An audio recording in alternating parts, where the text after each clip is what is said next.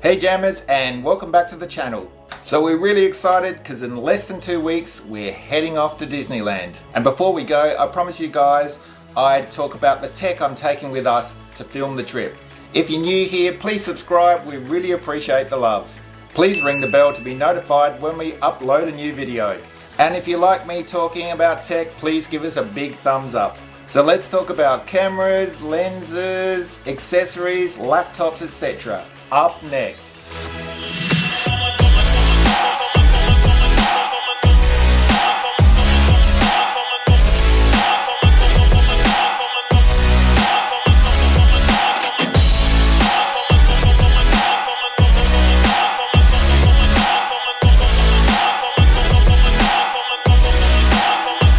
So firstly, let's talk about cameras, and let's turn to the camera that isn't here because we're filming on it right now, and that is our flagship camera, the Sony a7 III. Now, this is a full frame camera, great for low light, and we'll be filming most of the shows and dark rides in Disneyland for us. So next, let's turn to the Sony a6400. This is a great second camera for B-roll. We think we're probably going to leave this mostly in the hotel room for filming, intros, etc. And next we turn to the great Sony RX100 VII. This is the perfect vlogging situation.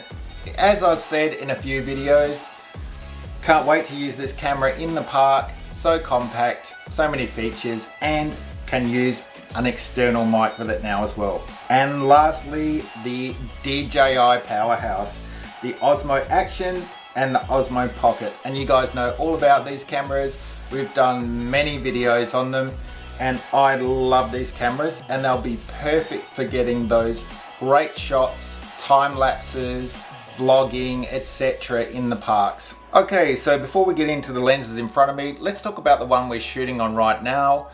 It's a nice wide angle lens, a 16 to 35, so you do have that zoom range. And of course in the full frame as well, so if I want to get close up or vlog on the Sony a7 III, I can use that lens. Okay, so then turning to what I've got in front of me, first of all we have the 70 to 200 FE full frame again, f4, which means not really good in really low light, but a good daytime zoom lens when you need to be really close to something that's very far away from you. So next, turning to pretty much my favorite lens at the moment, and that is the G Master FE full frame lens again.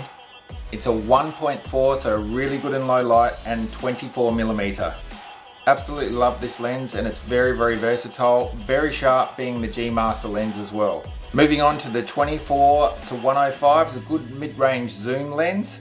Good for walking around during the day. It's an f4, so not really good in lower light. A really awesome lens, nice for just walking around with, nice and light. And the last of these lenses I have in front of me is an APS-C lens this time, and it has in-lens stabilization, and this is what I like to use for our a6400, being that it doesn't have eyepiece inbuilt into the camera, so it gives a bit of stabilization here. Now, it's a 10 to 18, and you might say, why am I using this lens or taking this lens? It's because it'll be a great lens to film with the 6400 around the park, but also to set up a studio inside our hotel room and film there. Okay Jammers, so next let's talk about audio and lighting. And the first thing I'd like to pick up is this Rode Wireless Go, and this is fantastic. They pair transmitter and receiver very, very quickly, and the transmitter you can use either as a standalone mic, so you can clip it on yourself or put it in front of somebody else if you're interviewing. Also you can connect a lavalier mic, and this is the Rode Lavalier Go, and that's the way I like to do it, and gives you a great sound when you're in a noisy environment. So next, going to talk about the smaller on-camera shotgun type mics. And first of all is this really handy little Comica mic. Really impressed at the quality of this microphone for its price and its size. And next is, you know, kind of industry standard, the Rode Micro, which has recorded many of my videos before in the outdoor. And these dead cats are great to keep the wind noise down to a minimum. So moving on and keeping with the road theme, we've got two mics here. One is the Video Mic Pro and one is the Stereo Mic Pro. And they're both really great microphones used for two different things. So the Video Mic Pro used for as a shotgun, used for people in front of you or something that's directly in front of the camera. And the Stereo Mic Pro used for ambient noise all the way around, so 360 degrees all the way around you. And this is used for, say, if you're filming a show where you want to capture everything that's around you. So lastly, a little bit of lighting to take with us, something portable, LED so there's no heat.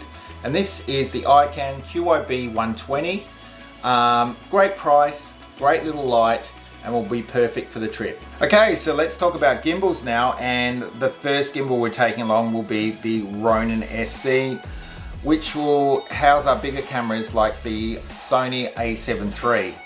Now, I've done a video and a full review on the Ronin SC, and I'll link that somewhere up on the screen. And the next gimbal we're taking is the Zhun, hope I'm saying that right, Zhun Crane M2.